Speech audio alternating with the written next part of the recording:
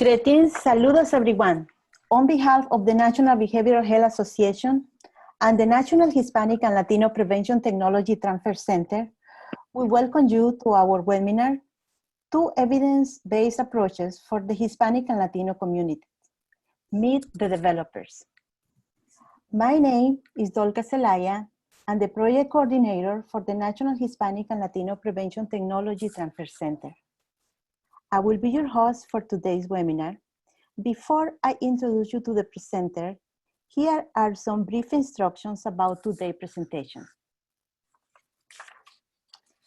This webinar will be recorded and archived for future playback. It will be closed captioned in Spanish and eventually also in Portuguese. The lines will be muted throughout the presentation. When we get to the Q&A portion of our webinar, you will have an opportunity to ask questions by typing your questions into the Q&A box, and I will present your question to our speakers. Although we are now providing continuing education credit for this event, we plan to do for future events.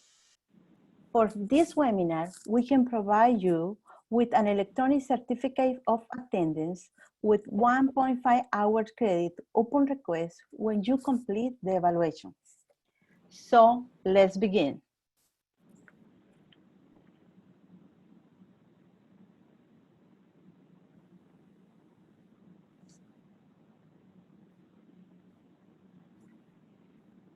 Let us start by introducing the National Hispanic and Latino Prevention Technology Transfer Center that is housed at the National Latino Behavioral Health Association, NALBA. NALBA is a nonprofit organization located in New Mexico. NALBA was established to fill a need for a unified voice for Latino population in the behavioral health arena and to bring attention to the great disparities that exist in areas of access, utilization, practice-based research, and effectively trained personnel.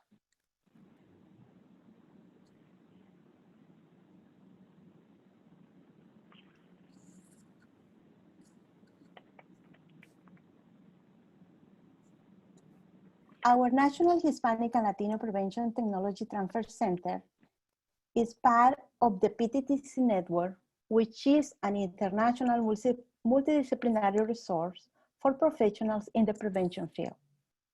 Established in 1993 by the Substance Abuse and Mental Health Administration, SAMHSA. The PPTC network is comprised by 10 domestic regional centers, 6 international HIV centers funded by PEPFAR, 2 national focus areas, and a network coordinating office.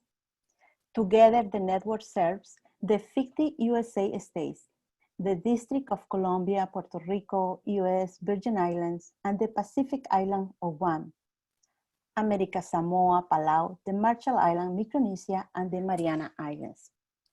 The International HIV-ATTC serves Vietnam, Southeast Asia, South Africa, and Ukraine. Here you are seeing the map of the US-based PTTCs. The National Hispanic and Latino Prevention Technology Transfer Center has a national focus for Hispanic and Latino communities and the workforce that provides services to these communities.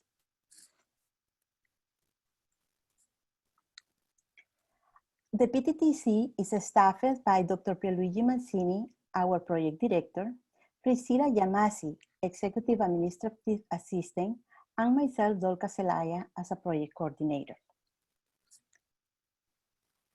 Also, we will be asking you to fill out a brief evaluation at the end of this webinar.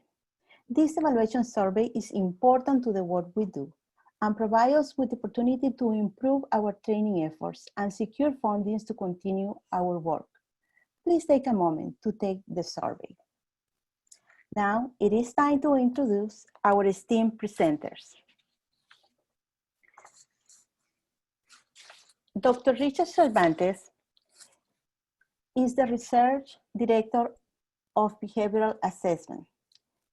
He served as a research psychologist at the University of California, Los Angeles, Spanish-speaking mental health research center, and held a full-time faculty appointment in the University of Southern California School of Medicine, Department of Psychiatry, and the Behavioral Sciences. He served as the evaluator from SANSA National Hispanic Addiction and Prevention Technology Transfer Center. He sits on a number of SANSA evaluation group, and he's a member of the University of Miami, El Centro Scientific Advisory Board. Dr. Cervantes received his PhD in psychology from Oklahoma State University. Dr. Cervantes is the developer of Familia Adelante, a multi-risk prevention program for Hispanic youth for ages between 10 to 24 and their families. Now let's introduce Dr. Prado and Ms. Maria Tapia. Dr. Guillermo Prado is the Dean of the Graduate School, Leonard Miller Professor of Public Health Science, Director of the Division of Prevention Science and Community Health at the University of Miami. He has a doctoral in epidemiology and a master in statistics. His research broadly focuses on the focus of an evaluation of parenting intervention for Hispanic youth and their families.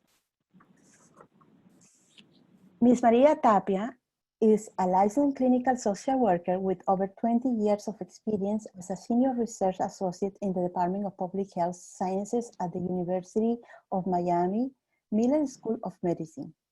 Ms. Tapia has dedicated her career to the prevention and treatment of adolescent substance use, behavioral problems, and HIV prevention.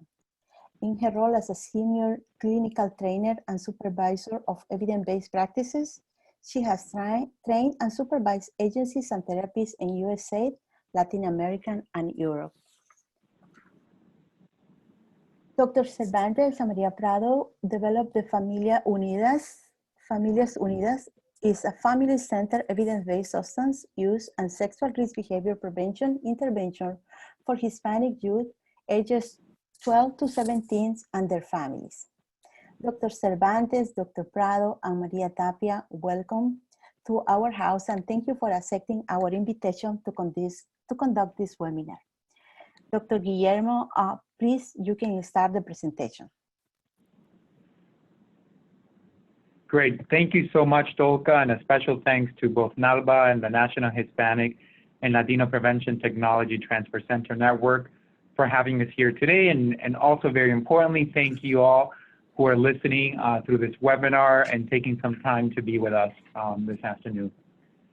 So we want to speak to you a little bit about Familias Unidas, and it's an intervention model for Hispanic youth and their parents that we developed here at the University of Miami more than 20 years ago. And since that time, we have been conducting evaluations of this particular intervention through funding from the National Institutes of Health.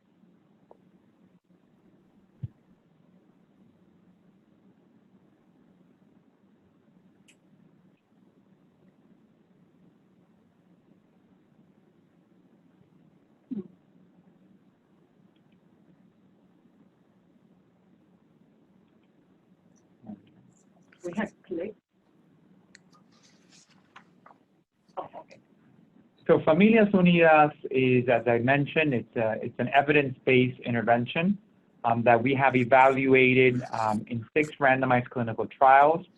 The intervention has demonstrated efficacy in preventing and reducing a number of different types of problem behaviors, and it has been recognized as an evidence-based intervention or a promising intervention or an evidence-based intervention with strong evidence by a number of different organizations, including Blueprints, the Center for Prevention of Violence, the CDC, and also SAMHSA. In the 2011 Institute of Medicine report, Familias Unidas was mentioned as an intervention that was ready for broad-scale dissemination. As I've said, the intervention, as you hear from Maria, targets a number of different problem behaviors, including but not limited to drug use, alcohol use and dependence, risky sexual behaviors such as condom use and engaging in unprotected sex with multiple partners. And what you see in the slide is the impact that the intervention has had in a number of different outcomes across fairly consistent findings across all of our clinical trials. For example, 28% reduction in drug use, 60% increases in condom use, and up to 88% increases in cigarette use.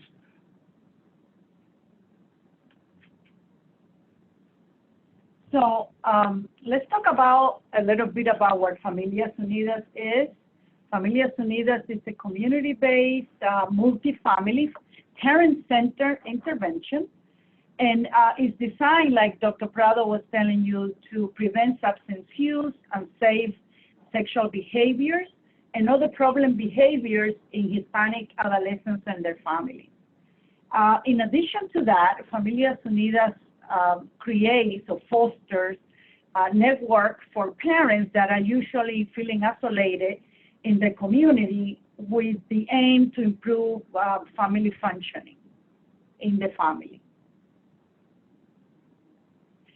So we have different components that are part of the Familias Unidas intervention. And we build upon those activities to develop Familias Unidas. For example, we have 8 group sessions where the parents come together and they learn skills that they later apply within their families in a group setting. And then we have 4 individualized family sessions where the families learn and practice the skills that they acquire during the group sessions within their own families with the help of the facilitators. So in essence, we empower the parents to do for the families, for their own families. We don't do for the parents what they naturally or what they have learned in the group sessions, all the skills that they have an opportunity to practice in their own families. We also assign homework assignments where the parents have an opportunity to further develop those skills that they acquire in the group. And finally, we also encourage parenting and school meetings. So the parents interact with the school system in a very proactive way. So just to give you a little taste of what a group looks like and how, in addition to come in and learn the skills, the parents also have fun because, let's face it, when you go to a group where you not only learn, but you're feeling very comfortable sharing about your life and interacting and becoming friends with other parents that are in the same situation as you are. So let's see a clip of what a group looks like. This is a group in rural Pennsylvania. Carmen, mi nombre es Carmen Aja, tengo dos niños. Tengo un joven de 21 años que está en la universidad y la chiquita de 18 años que estaba comiendo conmigo. Yo vengo de la Ciudad de México, de Chilangolandia, no tengo ningún inconveniente. Y mi nombre es Maribel González, originalmente mis padres son de Puerto Rico. Tengo un niño de 10 años, se llama Marco y vamos a oír mucho de eso. Sí. Y luego, ¿por qué no habla como los de Puerto Rico? No hablo como los de Puerto Rico, ¿cómo hablan los de Puerto Rico? Así Sí, medio. tienen otro acento. Si me enfada, lo oyo. Si me enfada. Los niños a veces me dicen, mira maestra, está hablando como Puerto Rico. Eso sí. Pues podemos ver que la plática estaba muy buena entre los diferentes grupos. ¿Por dónde quieren empezar? ¿Por este lado o por este lado? Por allá, ¿no? ¿Por acá?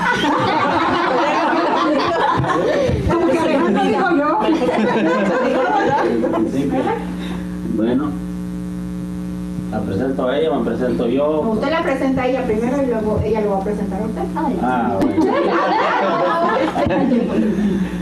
¿Y con qué le hablo? ¿Como chilango? ¿Como chilango? Chale, oye. ¿La neta? Bueno, la neta, mire, pues aquí dice la señora. ¿Voy a correr? ¿Cómo te chilangos? No sé exactamente dónde vive en la playa. En la entradita de Kent. Pues creo que es todo. Como podemos ver, todos venimos del mismo país. Todos tienen hijos en el middle school y están preocupados por sus hijos y quieren aprender la mejor manera para sobrellevar a sus hijos. y además todos vivimos en la misma área. O sea, todo el mundo está entre Kenneth, Toquenamon, la entradita de Kenneth. Entonces todo el grupo comparte muchas cosas similares y eso es muy importante para ustedes como papás, como grupo, y todo el mundo se va a enriquecer de lo que las experiencias de los otros padres traigan, de lo que aprenden en el programa, de las herramientas que van a aprender. ¿Qué les pareció? Es un grupo muy bonito, es un grupo muy grande. Puedo ver que es un grupo que está dispuesto a aprender y que inmediatamente cuando dijimos a presentarse no nos costó ni trabajo hacer las parejas ni hacer los grupitos. Y cuando les dije, les quedan 2 minutos, todo el mundo estaba muy contento dentro de la plática, entonces podemos ver, se siente una energía de un grupo que va a salir adelante. Gracias, Cali. Vamos a pasar ahora a hablar un poquito sobre estos 3 mundos que habíamos dicho: el mundo de la familia, el mundo de la escuela y el mundo de los amigos, porque estos son los 3 mundos donde nuestros adolescentes, ¿no?, pasa la mayoría de su tiempo. Ok, rezonga. No, como no saben de qué forma hablarles. Si les habla bien, se enojan. Si les habla mal, se enojan. La comunicación. Sí, o sea, cómo hablarles. Y yo sé que a veces en ocasiones pues llega uno del trabajo muy estresado y no hay tiempo, bueno, de por sí a veces uno vive más en el trabajo que a veces compartir con ellos, porque a veces llega uno también un poco bastante estresado. Una energía y que inmediatamente cuando dijimos a presentarse no nos costó ni trabajo hacer las parejas. Carmen, mi nombre es Carmen Aja, tengo 2. So as you can see a little bit of the clip in the group consists of 8 weekly parent groups sessions where 2 facilitators conduct the group. And the parents, one of the aims of the group is to increase social support for these parents and to feel that they are not alone raising these kids. And here they acquire all the skills. For example, we discuss communication, we discuss behavior management, and more importantly, how to talk about sensitive subjects like drug use and risky sexual behaviors. In addition to the group that you just saw, we have 4 family visits that are embedded within the groups, where the families practice the skills they learn in the group. And one of the most important aims of this is to restructure the family interactions to increase parent and adolescent communication and their connection, and also increase behavior management effective skills, to talk about those important issues that sometimes parents don't know how to start approaching in talking with their kids. And you all may have seen from the video that one of the goals was really to identify the commonalities across the different members of the group, which really sort of creates for a very cohesive group environment. And that group cohesive environment is largely what we attribute our very high rates of attendance in the group sessions, with approximately 70 to 75% attendance in all of the group sessions. Correct. Actually, in Pennsylvania, we have one of the highest. We have like 90%, and we are like, wow, what is it that we have in a prevention program? 90% attendance when the average nationally is 60. So, you can see exactly why. They know, and that's part of the strategies that the facilitators learn during the training that we're going to be discussing. So what are some aspects, and like Dr. Prado was saying, of Familias Unidas that contribute to its success over the years? Well, first of all, we have a manual, a very detailed manual that the facilitators use, and they learn how to use it during the interactive training. The trainings are a mix of didactic presentation, role plays, and also they have an opportunity to see group sessions and family visits that other facilitators have done throughout the years. They also receive a brief training of adherence of fidelity to the model. To us, it's crucial to continue having a good fidelity in the project. So, when we have a new agency that comes on board, we need to make sure that they're doing Familias Unidas, and then they continue delivering the project with the same quality that we expect since the beginning when we did the research studies. So some clinical strategies that the facilitators are going to learn in the training are, for example, the joining. How do you join? How do you engage families that are difficult to engage? Those are the ones that should be participating, but sometimes those are the hardest ones to engage in any prevention study, in any prevention program. They also learn new strategies to restructure family interactions that are keeping the families having certain problems. So they learn new ways to restructure those interventions so they go from maladaptive intervention to positive intervention.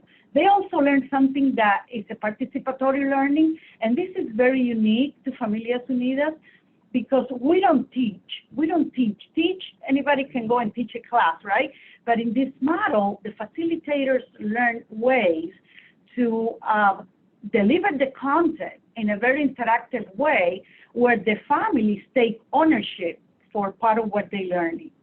And we also discuss refrains when we need to refrain maladaptive interactions or positions that the families take with the kids. Well, he's no good, he doesn't listen, he doesn't come home at the time that I'll tell him so. So, they learn different refrains to have them come into the sessions and during the session to create the change that the family needs. We have 2 facilitators that conduct groups. Now, typically, we have 12 to 15 families, and the ages of the participating adolescents are between 12 to 17 years of age, but they don't participate in the parent groups. They only participate in the family visits with the parents. So today, I think we have trained over 200 facilitators that had master's and bachelor's degrees in mental health, social work, and even in nursing here in the U.S. and abroad. Familias Unidas has been implemented in different settings, but primarily in a school system. We also have implemented Familias Unidas in primary care centers. We did one study where we recruit from the juvenile detention center, and also it can be implemented in community mental health facilities or centers in the community. So to understand the intervention, one must first understand the theory behind it. And basically, the eco-developmental theory serves as a framework for the Familias Unidas intervention.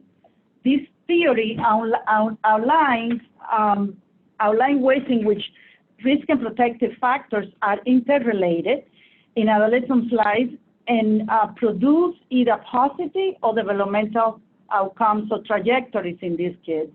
For example, when the parents are emotionally close to their children, when they can communicate well, and those are things that are crucial in this intervention that we help the parents to achieve, they can communicate well. They tend to be involved and provide the guidance and the supervision, which in turn will produce good outcomes in these kids. They will use less drugs, they will probably interact with more prosocial peers and so forth and so on. So it's important to understand where the developmental, where the Familias Unidas framework from the theory is done. So we have implemented Familias Unidas in a number of places here in the U.S. and Rhode Island and in Pennsylvania, and in other Latin American countries like Chile and Ecuador. And one of the things that we were discussing a while ago with DOCA is the cultural adaptations that we had to do in order to have Familias Unidas in other places that are not necessarily in the U.S. And Dr. Prado can also chime in about this. The only thing that we had to do was related to the language. You know that when you say corn in the U.S. or you say corn in Chile or in other places, people use different names to name one thing. So we had to just revisit the language after have been conducted one pilot in Chile and one full study in Ecuador. And then in Chile for the study, we only had to revisit the manual and add the colloquial language, if you will, that people use there to, for example, name a type of drug that we don't have here and so forth. So we didn't have to do any changes to the essence of Familias Unidas. Yeah, the core ingredients remain the same. It was really surface level adaptations that were made as opposed to deep structure level intervention adaptations. And it's so surprising that when you see the groups over there and you see the groups here, the parents have the same issues and they have the same concerns, whether you are in Chile or you are in central U.S. And I think it's important also to sort of speak about the flexibility or the versatility of the program and the fact that we've done this in rural communities here in the U.S., but we've also done it in large urban metropolitan areas. Absolutely. So, in Pennsylvania, for example, it's a rural community, and we had Familias Unidas for the last 5 years. They have done multiple groups, and for example, in Rhode Island, which is a city, we also have done multiple groups in the last 3 years.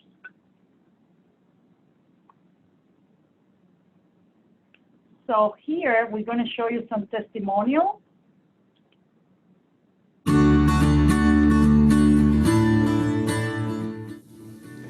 Working with the schools sometimes represents a challenge because they have so many other responsibilities, like academic responsibilities. But once they know Familias Unidas and they know the benefits to the families, they tend to open up the doors for us with no problem. At first, I thought that it was going to be a difficult plan to implement because I do realize that it's hard to get the parents out after a long day of work. That has always been my experience. But once we got them out and we explained to them the purpose of the program and how it can benefit the children and the whole family as a whole, and they understood and they actually tried it. And the more that they came, the better they liked it and the more that they enjoyed it. In my experiences, I honestly like the program because it teaches you how to interact with your family. Well, I honestly think it was easier for me to explain things to my mom. Learning how to communicate with my son, with my kids, they did work a lot in that topic, and I really enjoyed, and I believe the other parents too. What I like the most is that Familias Unidas, in my opinion, is a wake-up call for the parents. No matter, doesn't matter their background, either economical or religion or their education.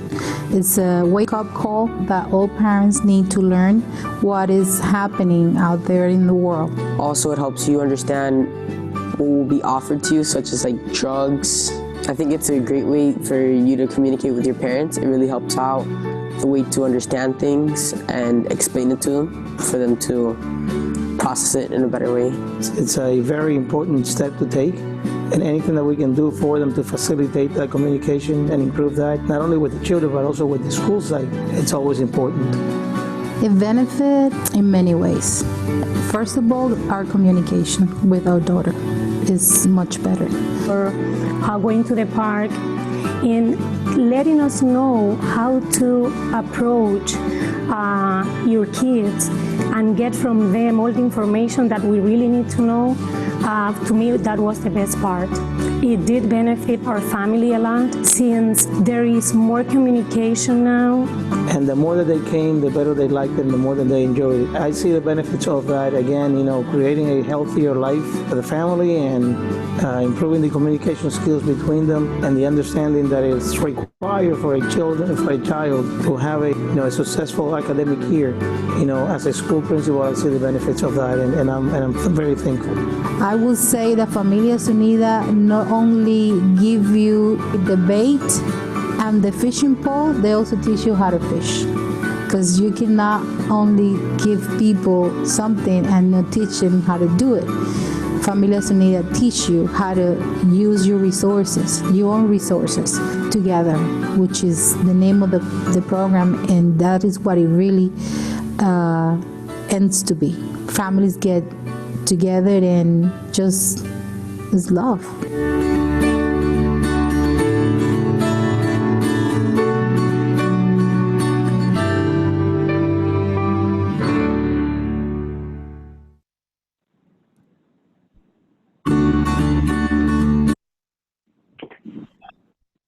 So we would like to acknowledge all of the partners throughout these last 20 years, the National Institute of Health, the Center for Disease Control, and our staff. Without the staff in this team, this wouldn't have been possible. And also the families. The families are the real ones here that have given us this opportunity, and we thank them from the bottom of our heart.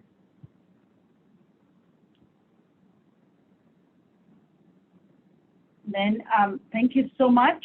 And if you have any questions, you can call us, or you can reach us through the Familias Unidas website. Thank you so much. Thank you. Thank you very much.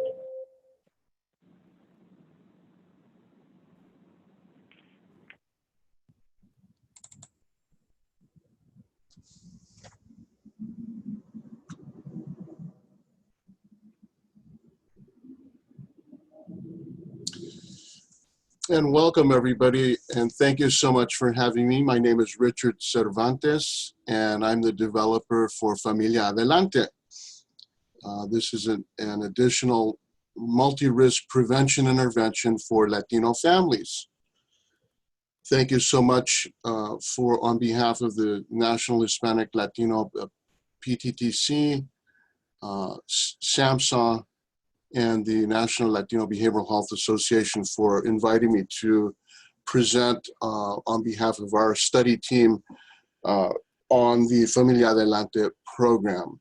Familia Adelante is a 12-week program with some similarities to Familias Unidas, although quite distinct in several ways. And we'll talk about those differences as we go through this, this set of slides. It is a 12-week program aimed at high-risk Latino children and their parents, children ages 10 to 14.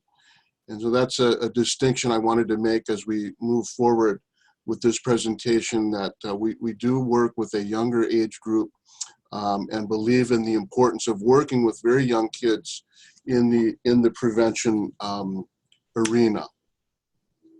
The purpose of today's webinar basically is to meet me, the developer, and to understand the very basics of Familia Delante. Again, my name is Richard Cervantes, developer and trainer, and I'm here in Los Angeles with the firm Behavioral Assessment Incorporated.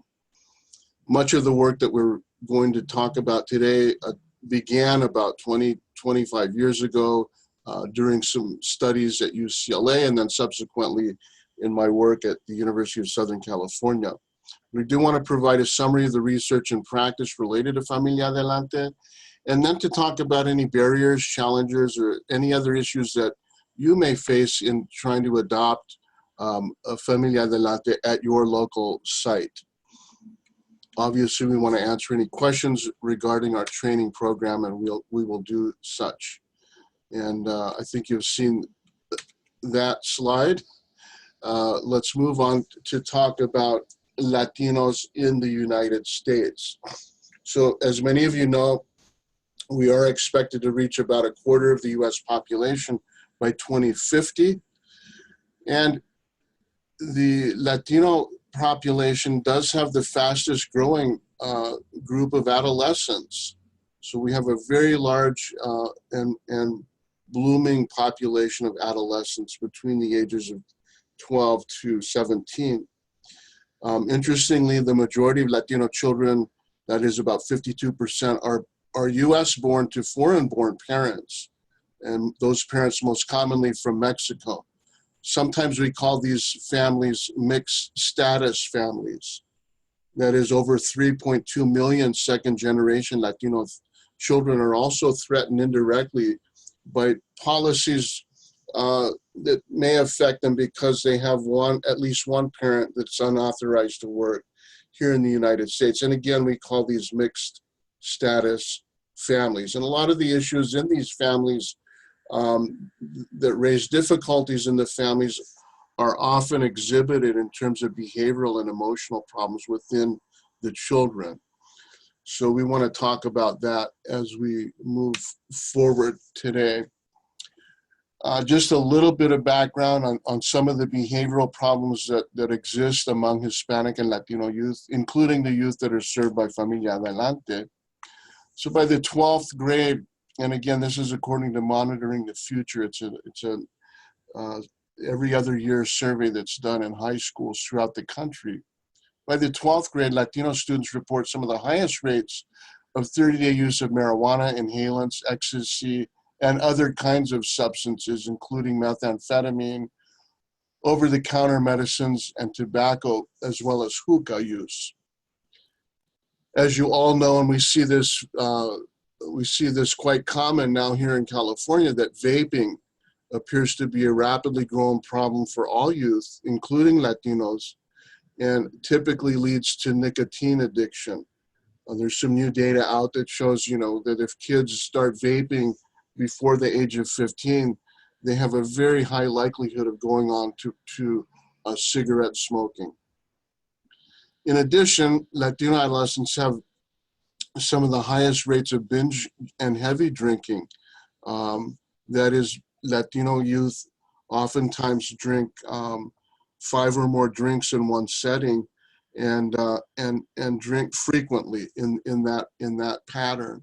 This is another issue that we see in the families and the youth that present to Familia Adelante.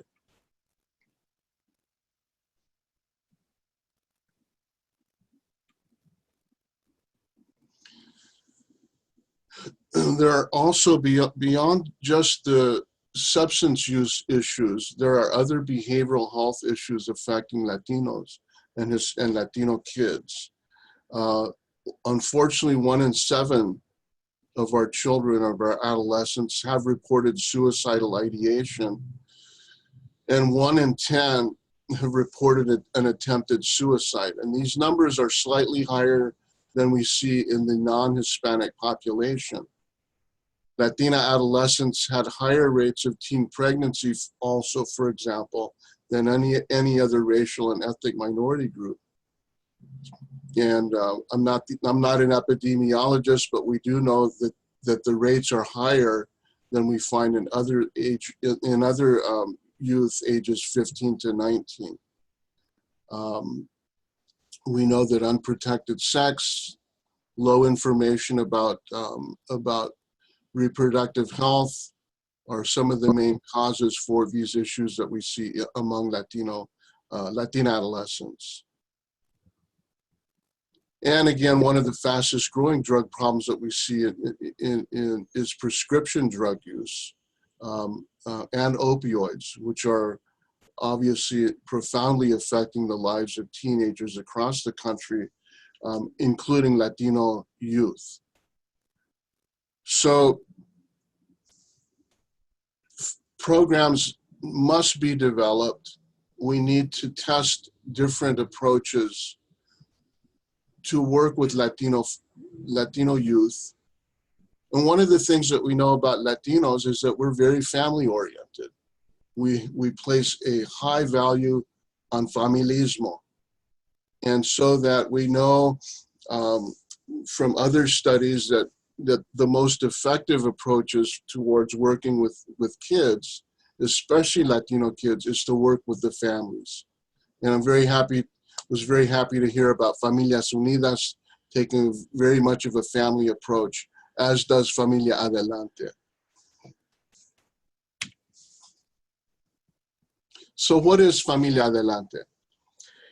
Familia Adelante is a risk prevention and early intervention family-based program model.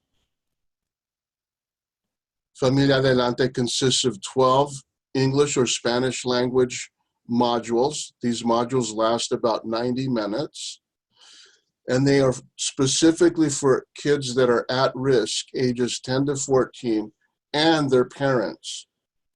So these modules, or these 90-minute sessions, work both with the youth ages 10 to 14 and their parents, and works together with them simultaneously, although in separate group settings. So, and I'll go into more detail about the format of the program, but to know that we work with youth and parents who receive similar information over a 12-week period. Familia Adelante is an evidence-based program and culturally specific behavioral health practice as designated by SAMHSA's National Network for the Elimination of Disparities. To date, Familia Adelante, through SAMHSA's NED, we've been able to train over 30 new implementation sites across the country. Most recently, in this past training year, we trained groups out of Silver Springs, Maryland. We had 2 groups in California. We had another group in out of the Colorado, Denver, and Colorado Springs area, and a group from Texas. Familia Adelante was recently revised through support from the NIH to include information on HIV and related risk related prevention, that is reproductive health issues.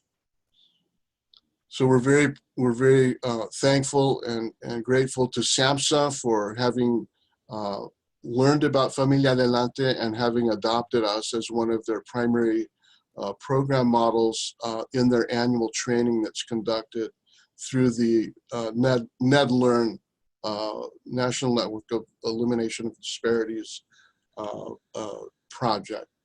I encourage all of you to Google NED, nned.org, and to become a member of that national network. So I want to talk a little bit about some of the theoretical basis for Familia Adelante. I don't want to go into a lot of detail, but other than to say, Familia Adelante uses a stress illness framework for understanding what we call acculturation stress.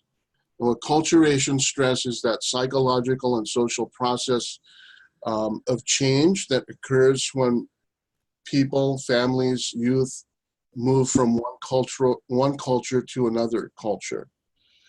We know that there are many, many stressful events associated with acculturation that have been found to result in poor mental health, increased substance use, and alcohol use. So that is to say that the more difficulty Latinos have in making the transition from their traditional culture or culture of origin to the American culture, that shift in values, in customs, in beliefs can sometimes be difficult. And particularly, as was mentioned earlier, when families are isolated with low social support, these events, these stressful life events associated with language differences and similar cultural differences can become overwhelming. So we've conducted a series of studies using the Hispanic Stress Inventory for adolescents and the Hispanic Stress Inventory for adults that have served as the basis for the Familia Adelante programming. For example, among Hispanic youth, we know that acculturation gaps stress, that is when there's a large gap between the cultural orientation of the youth and their parents, when there's discrimination stress, that those things predict mental health and behavioral health problems, including suicidality.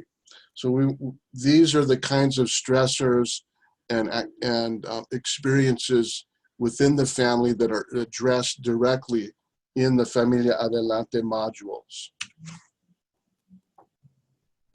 Just to give you an example, when we talk about acculturation gap stress, and we've interviewed many, many youth as part of the program, this is a common complaint or common type of stress that youth express, right? My parents want me to maintain customs and traditions from our home country. This is very common. We also see cultural and educational stressors. Here, some youth have expressed experiences such as teachers think that I'm cheating when I speak Spanish. Immigration-related stress. I had to leave my home country to leave family members behind in my home country. Very common experience among some of our immigrant participants. Community and gang-related stressors. There was a lot of pressure for me to get involved in gangs. We see this very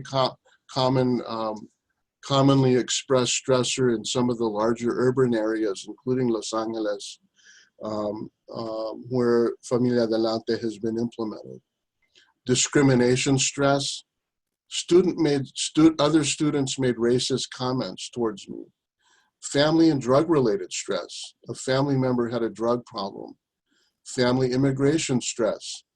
Here, family members were afraid of getting caught by immigration officials. Family economic stress. My family had problems paying the rent. These are all validated aspects or domains of cultural stress, or what we call acculturation stress, that we know exist. The research has demonstrated that these things are very real, and that the higher the levels of stress among kids, the greater the odds of them turning to drugs, alcohol, or other risky behaviors. And these are the kinds of things that we specifically target in our Familia Adelante group modules. So a lot of the kids that we recruit in are recruited by teachers, school counselors, parents, word of mouth, or are referred by other youth serving providers, youth services providers, and or professionals out in the community at various community centers.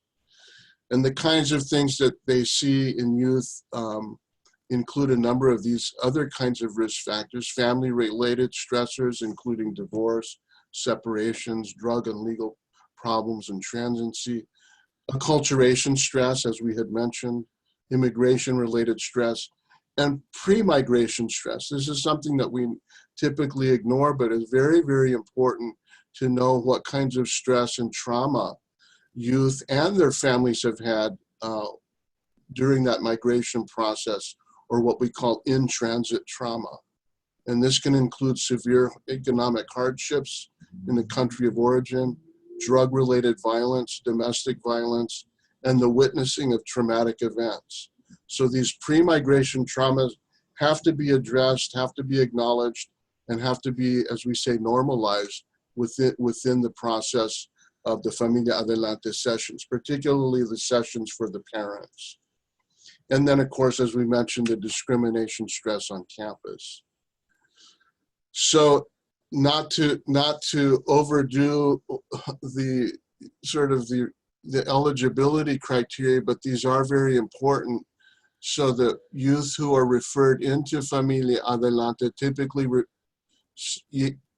report, or they are reported to show early signs and symptoms of behavioral problems. These include problems related to what in the DSM we might call adjustment disorders. So in the DSM, an adjustment disorder is an emotional or behavioral symptoms that develop in response to an identifiable stressor, similar to the ones that we just discussed, within a 3-month period. And those stressor events can lead to things like depressed mood, anxiety, or a mixed combination of conduct and emotional problems. These symptoms typically last no longer than 6 months once the stressors have dissipated or related problems have been resolved. That is, when effective coping has been put into place. And in Familia Adelante, that is exactly what we work with families and youth, is to develop those healthy coping skills. Behavioral problems include fighting or being overly aggressive at school, disobeying rules, low level of delinquency, low levels of gang involvement, associating with negative peer groups, and acting out through social media. That bullying through social media is a huge problem today. And it's not just limited to the general population, but happens in our Latino communities as well. And then emotional problems, obviously, again, early signs and symptoms of being withdrawn, low energy, no interest in friends, rapid changes in school grades or attendance, frequent crying, frequent physical complaints, nervousness, fearfulness, things like nail biting, sleeping difficulties, and being worried about social media and being targeted or being the target of bullying on social media or postings.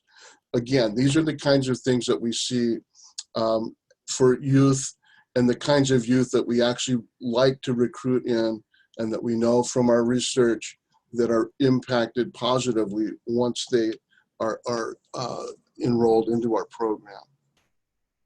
So typically what happens is following screening and recruitment of our youth, and again, as I mentioned, that can be done by school counselors, school teachers, parents, and other youth service providers.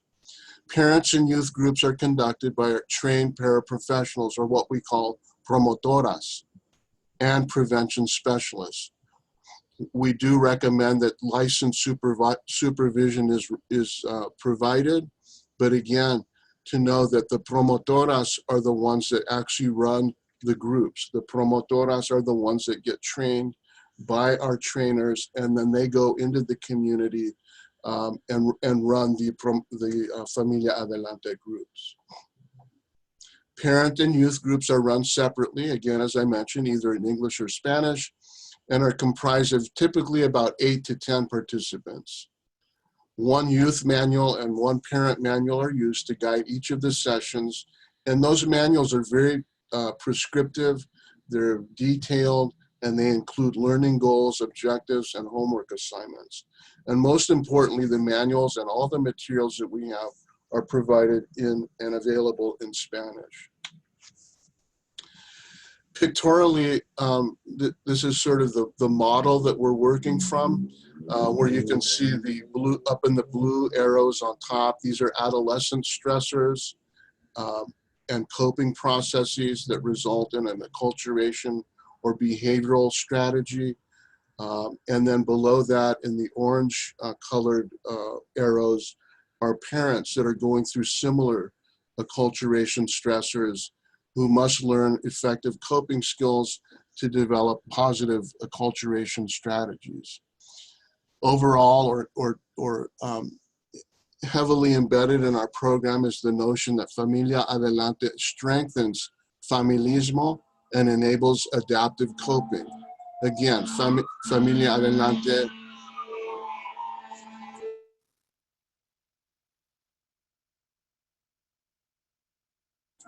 excuse me, had to pause that for some sirens outside.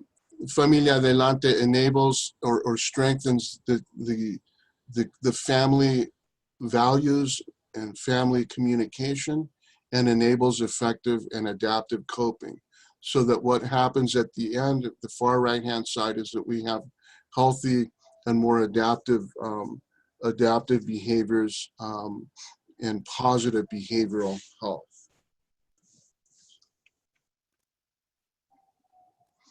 We're going to share this publication with those of you that are interested. This is one of the ones that discusses some of the findings from one of our studies. But I also wanted to mention, and this is very important and relates to some of the new research that we're conducting on protective factors and resilience. The Familia Adelante sessions, we want to mobilize family cultural resilience and protective factors.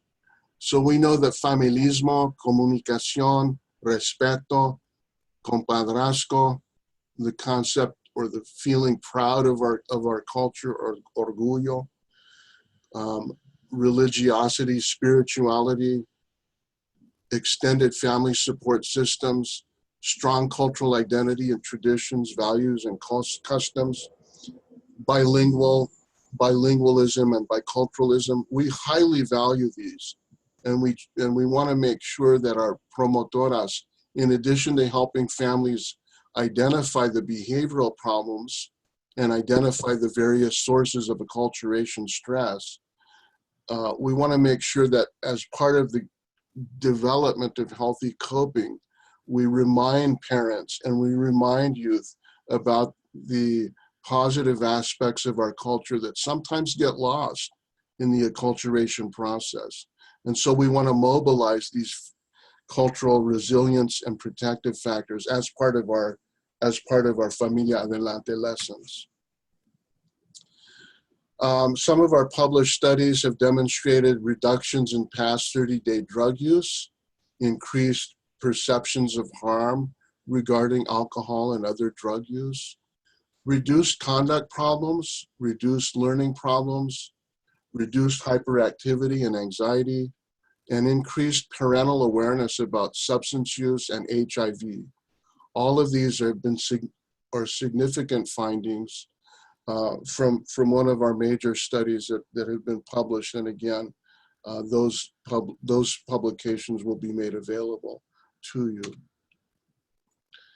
In another study, interestingly, the Familia Adelante program, when we look just at acculturation stress, shows, as you can see, a reduction. And you see the bar graph, those bars that go down.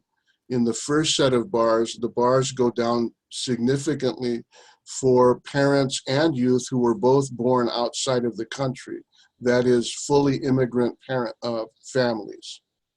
You see a similar pattern where we have one parent that's US born, a second parent being born outside of the country, and the child being born here in the US.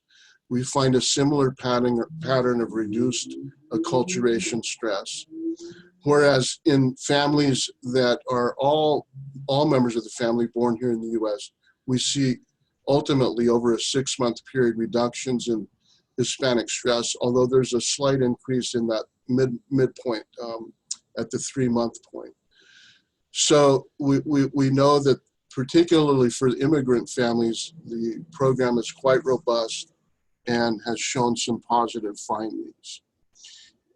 In an independent study of Familia Adelante that's currently being conducted by the Arizona Governor's Office of Youth, Faith, and Family, I just wanted to highlight for you some of the things that they found in their year 2 independent evaluation. Participants were highly satisfied. 99% of all participants have completed the program, very satisfied with Familia Adelante. 100% of the parents stated they would recommend this for other families. There was a 5.1% increase in appropriate or how would I say, negative attitudes towards other youths who use alcohol, tobacco, and other drugs. Attitudes towards youth use were reinforced with a 12.3% increase in that. Perceptions of risk and harm about alcohol and substance abuse were increased by 37.9% among youth participants. There was a 19.25% improvement in parent-child communication, and even a slight increase in the level of parents' involvement in the children's activities by nearly 5%. Again, this is an independent evaluation that's ongoing currently. The governor's office there in Arizona has adopted Familia Adelante for use in southern Arizona, and through Amistades Incorporated, which is a group that got trained in Familia Adelante about 4 years ago, they were able to successfully compete and secure funding for ongoing sustainability of Familia Adelante. This is a recent group of family night, our last night with Familia Adelante. The last session, we bring parents and youth together, and this was a group of young participants in Santa Ana, California. Just as an example of the sessions, I'll walk you through this. Our first lesson, and again, these are 90-minute sessions. Each are led by a promotora, and each are provided using a training manual for the families. In lesson 1, which is an introduction, we like families to have a clear understanding of the curriculum, its purpose, and the need for a program evaluation. In lesson 2, we do concept building. We help parents and youth define prevention and its application in life. We want to build that networking and rapport among group members and that mutual support. We acknowledge Hispanic culture as a positive resiliency factor, and we want to make sure that parents and youth learn the basic concepts of acculturation and family stress. And again, to remind you, this is the youth sessions. And so concurrently with youth going through this 90-minute module, the parents are in another room, typically another room, whether it's in the school or in a church or other community setting, and they're learning similar concepts. In session 3, we talk about feelings. Session 4, stress overview. Session 5, we talk about acculturation stress. And we go into issues around Hispanics and acculturation stress, how to identify the consequences of this physical and emotional stress, and what values that the individual parents and youth may hold. We discuss various forms of the acculturation stress, and particularly go into acculturation gaps. Without going into great detail, you can see lesson 6, school-related stress, lesson 7, peer pressure, session 8, family stress, 9, gang prevention, 10, substance abuse education, and lesson 11, again, we bring both the parents and the youth together to, again, let them bond and discuss what they've learned throughout the lessons, and to have a frank conversation about some of their regrets and some of their resentments that they have towards one another, at the same time helping support that process, as it can be a very difficult session. And then lesson 12 is an evaluation celebration.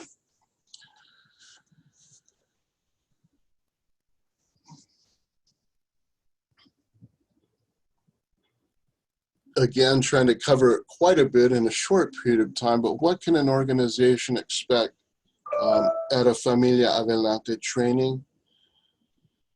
Organizations will receive about 16 hours of training. They will learn about the Familia Adelante program development, including some of the background studies, some of which I've touched on this afternoon. There is a lot of hands-on learning of the youth and parent manuals with several hours of role-playing on the Familia Adelante implementation, and viewing of past sessions and videos of the actual lessons that we've conducted in various places. There's an opportunity to develop the organization's specific recruitment and implementation plan. And I want to highlight this because one of the things that we're learning more and more is that while there are several evidence-based practices available or adapted programs available for Latinos, the issue typically is how to get those implemented and sustained out in the community. And this is where we've fallen a bit short. We know from not every site that's gotten trained in Familia Adelante is able to then go on and implement it over a sustained period of time. So we really want to provide that kind of sustainability and implementation, facilitation, technical assistance to organizations that get trained. So not just training the promotoras to implement the manuals, but to also talk about the organization's capacity to do the program and to make sure that the program is sustained. And that's a very, very important topic and a very important issue that we want to emphasize. We also teach folks how to use our evaluation tools and to use tools as a monitoring and fidelity monitoring kind of strategy. We want to make sure that throughout our 12 lessons, that each of the lesson plans are followed, and all the activities that are prescribed in the manuals are followed, because that's how we know that the evidence-based practice will work. And similarly to Familias Unidas, if folks aren't following our models, then the models are less likely to be effective. And what we all strive for is to make sure that our families receive the best and highest quality services as possible. So we want to make sure that we have those evaluation tools in place to be able to do that ongoing monitoring. Also, as part of our Familia Adelante learning community, we like to have folks share challenges, barriers, and successes. And we do 4 post-training technical assistance webinars to get to some of these issues. And these are done monthly after folks have been trained, after promotoras have gone home. And during that implementation phase, we want to make sure that folks are getting the kind of technical assistance and coaching that they need to successfully implement our program. Folks also receive, of course, a certification as Familia Adelante trained facilitators. I'd like to provide you with just a couple of 2 minutes of testimonials about our program. Thank you. I would recommend it to people that have problems economically or physically or just mentally. But it's a fun experience, and it's important to recognize how other people feel as well. The family doesn't have to be more than 2 people. Bien, me sentí alegría por este programa. Yo veo que mis hijas como está cambiando. Me gustó mucho. Yo recomiendo este programa, aprender más de nuestros hijos para que ellos entiendan las cosas. Y hay que dedicar tiempo. Yo trabajo, pero yo mi tiempo lo hacía porque mi deseo es ayudar a mi hija. Y si uno se esfuerza, pues todo sale bien. My experience. It was good. I liked it. I got time to get my mind off things that were bothering me. It actually helped me with my mom, during in the house problems and things like that. So it's good. It's not only a good program, but getting your mind out of the things that are bothering you, things that you're stressed about. You actually get to have fun. We got to share, and we had to trust them. Yeah. Hemos aprendido bastante porque nos ha ayudado como familia, como padres, como amigos y como padres de nuestros hijos a ser más amigos de ellos, a comunicarnos nos ha ayudado bastante y pues gracias a Vero, a Ana y a Cindy y que pues más que nada que sigamos aprendiendo y a mí me ayuda bastante. Entonces yo pienso que yo quiero felicitar a los papás y más a los niños que ellos también han prestado también la atención para estar aquí. Entonces creo que estamos empezando a hacer un buen equipo con todos y pues muchas gracias también por todos que los he conocido, pues me encantó también todo el equipo y hemos hecho un bonito equipo. Familia Adelante. It's a 6-week bilingual program teaching parents and kids the proper ways to cope. Even if parents are being strong and not talking about it, the kids definitely know that something is going on. They can feel it and they hear it in school too. The program has been proven effective in Hispanic youth in the past. And in this time of increased stress, the nonprofit hopes local families will find peace of mind.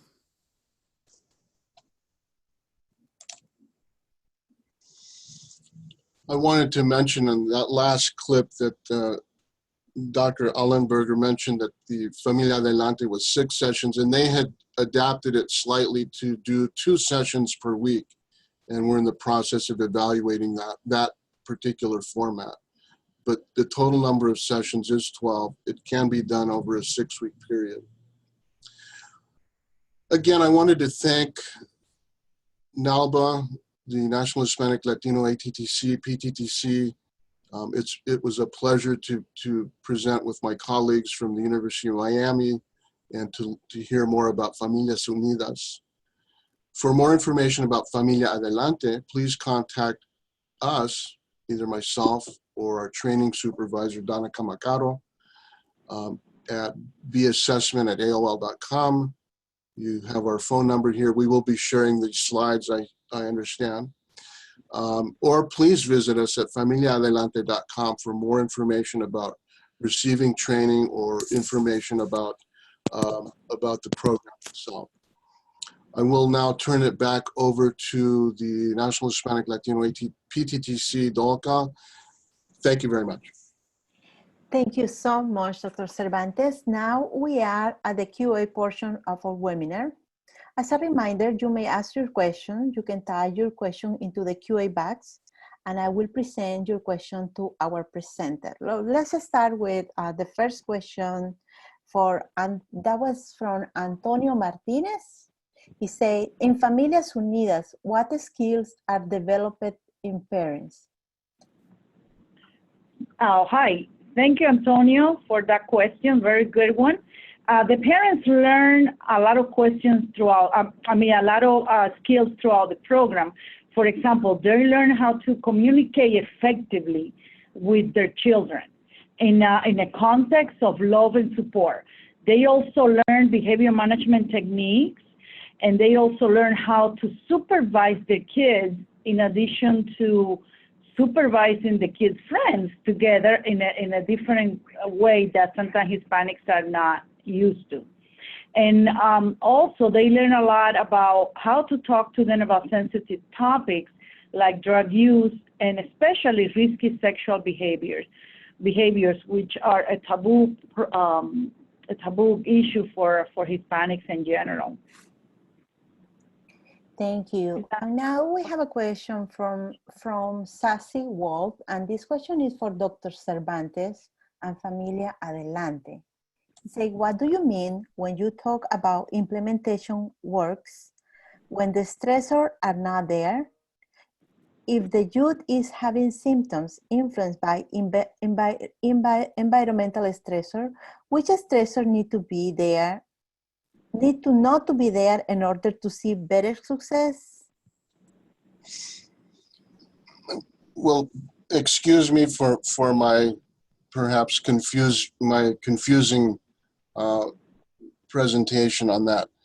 Just to reiterate, the program Familia Adelante is for kids that are experiencing early signs and symptoms of behavioral problems. Many times those problems are caused by the environmental stressors.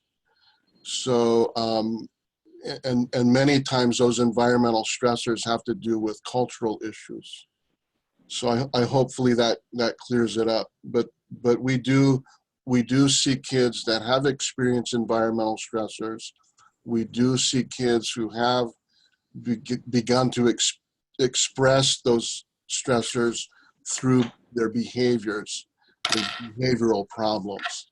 And so those are the kinds of youth that we try to recruit in. Thank you, Dr. Cervantes. So the next question is from Luis Aguilar, and is for Familias Unidas. He said, how are the parents introduced to Familias Unidas? Who makes the initial referral? Hi, Luis. Good question. We get the referrals, or the agencies get the referrals from different sources. They could get it from the school system. They work very much aligned with the different schools in the different communities. We can also get the referral from the Department of Juvenile system for those kids that have committed a first offense. Our program is a prevention program, but it has proven to work well with those students that are just committing a first infraction, and the court system gives them an opportunity to attend the program. Yeah, and with diversion programs within the criminal justice system. Correct.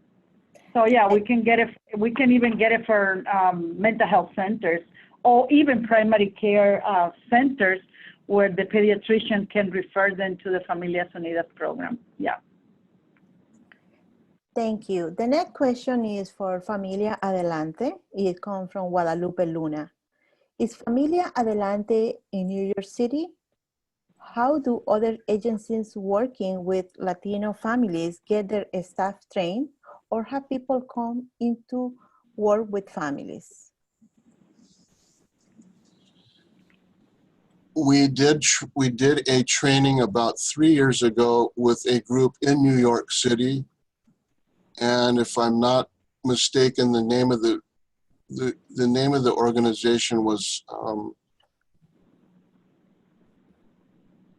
Familias, or La Familia services, and they were based in Brooklyn. So she might want to Google and search that, or if I go back through my records, I can certainly find that organization and send that to the person asking the question. But yes, we have done training, and that was being implemented in the greater New York City area. Thank you. Now, the next question is from Oscar Talaro. And this question is for both programs, Familias Unidas and Familia Adelante. The question is, what is the cost for materials?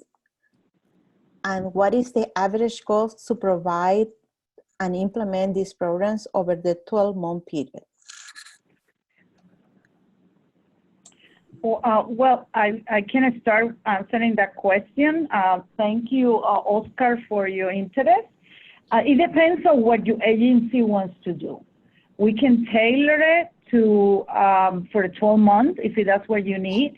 So it depends on your needs, basically, and we will work with you to accommodate your agency and your needs as much as we can. So it will vary. You can contact us and we can give you specific details about that. Thank you so much. And for Familia Adelante, similarly, if you go to our website, we do have information about the cost of training your organization, depending on how large or small your group is.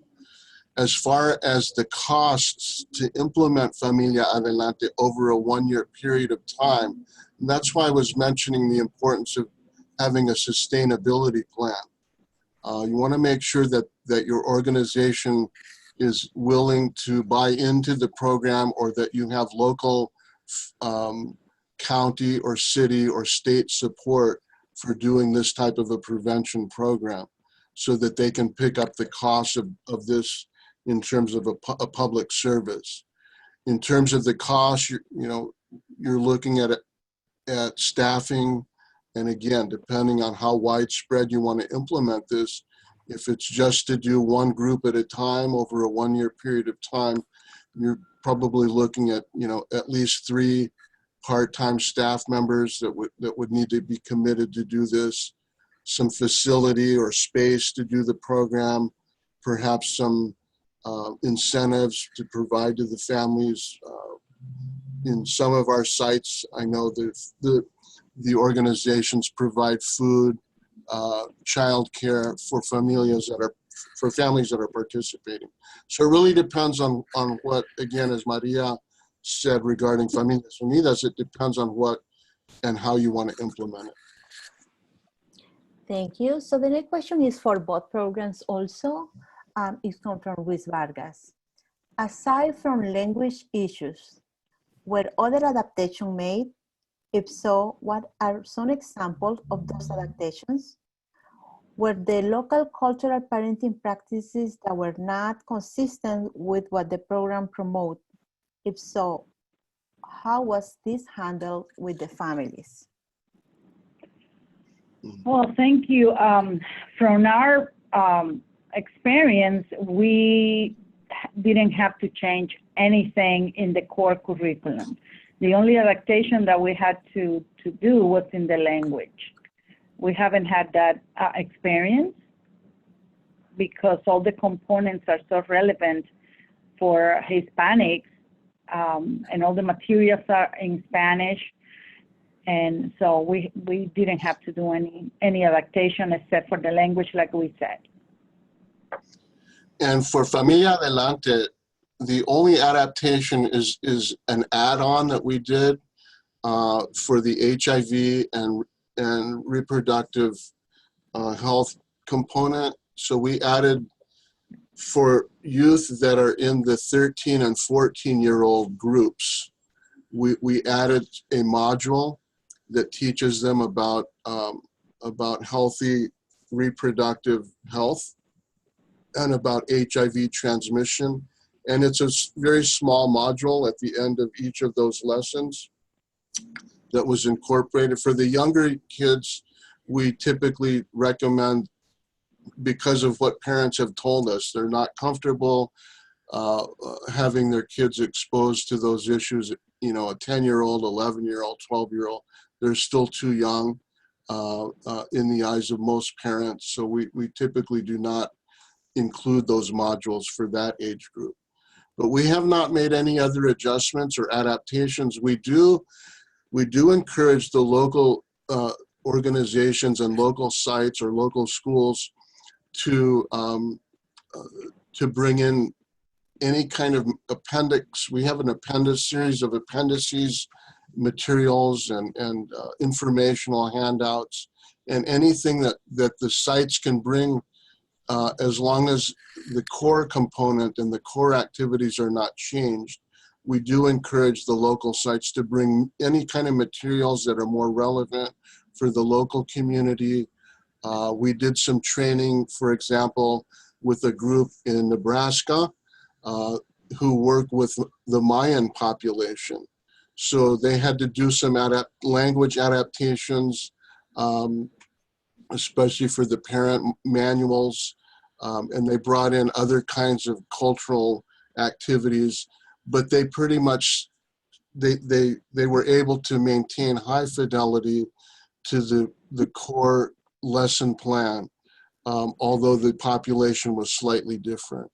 And we work with them over a course of a period of time to make sure that even though the materials were translated into the Mayan dialect, that they maintained the high fidelity to the actual lesson plans. Thank you. We have several questions regarding and highlighting the need for programs like this. For example, Fabiana Gutierrez, how we can train our coalitions to bring that program to our state? Is there a grant or an opportunity in which we can get funded for that? There is a big need in North Carolina. Can you repeat the question, please, Dolka? Yes, how we can train our coalitions to bring that programs to our state.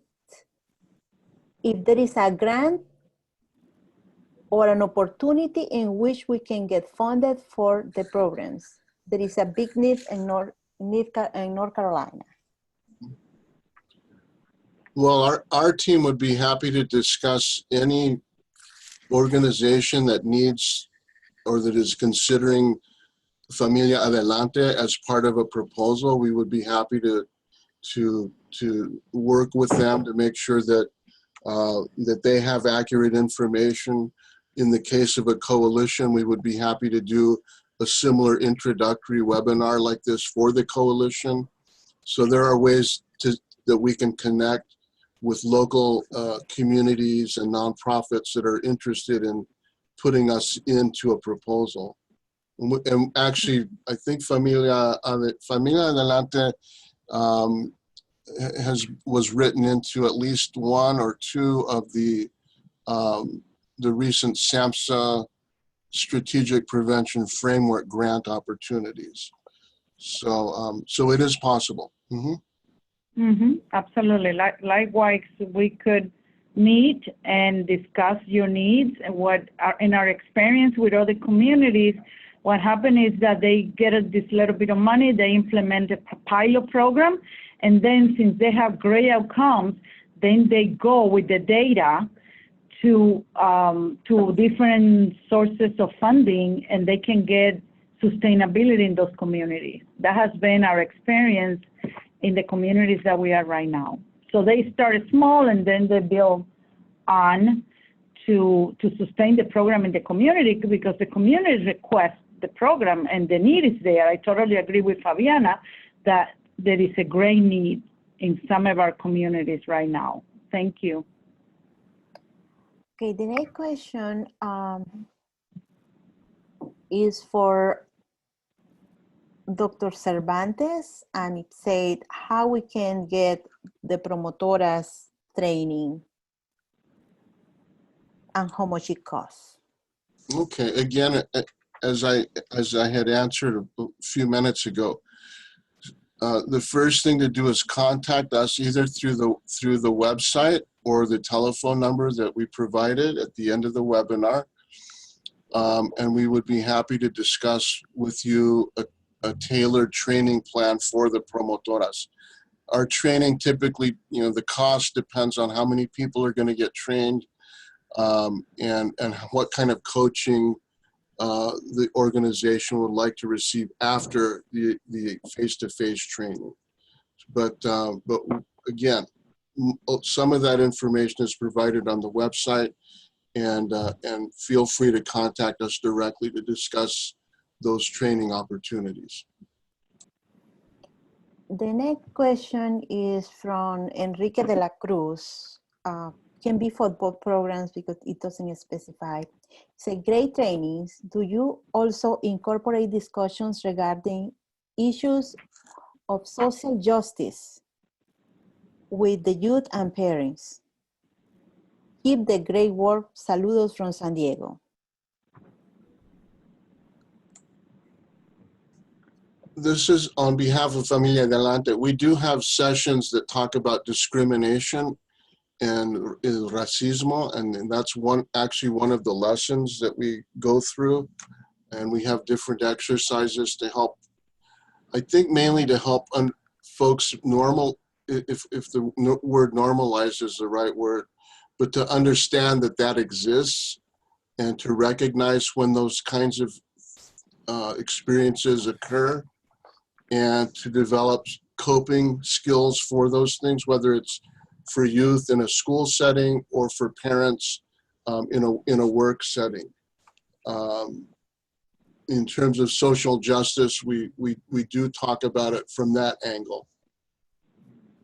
Mm-hmm.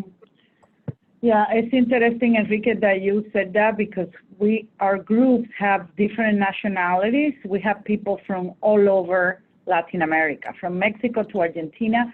And what we try to do in the group is to unite ourselves as Hispanics in a foreign country that need to adjust and adapt, and they are raising the kids here, so they also need to understand the culture. If we have a specific questions like that, when it comes to the family visits, the parents have one opportunity to bring up any topic that they would like to discuss with the kids, whether it's racism or discrimination, and then we will help the parents with the skills that they have learned to communicate. They will discuss that topic with their kids. Thank you so much for all your questions and inputs at this moment. We still have some more questions that are pending, but we're going to try to answer them via email. The time is running up, but I want to thank Dr. Prado, Maria, and Dr. Cervantes for your dedication to ensure that competent evidence-based programs for Hispanic and Latino and their families are there. So we believe your hard work in this area are improving the lives of children, youth, and communities across the countries and overseas. So your work is meaningful, crucial in the promotion of healthy substance-free communities. Thank you so much. Now, this is the contact information for our center. If you have any questions, you can visit our website, or you can contact us directly through the emails that show here. Also now, it's time to complete the evaluation. So you will be redirected to another page to complete the evaluation. So we appreciate your participation. Please, if you cannot take a few minutes after this webinar, please copy the URL or scan the QR code on your mobile device or tablet so you can complete the survey at a later time. Your opinion is important to us. Please take a moment to complete the service and help us to improve our work. Thank you. Muchas gracias. Obrigado. Thank you. Thank you.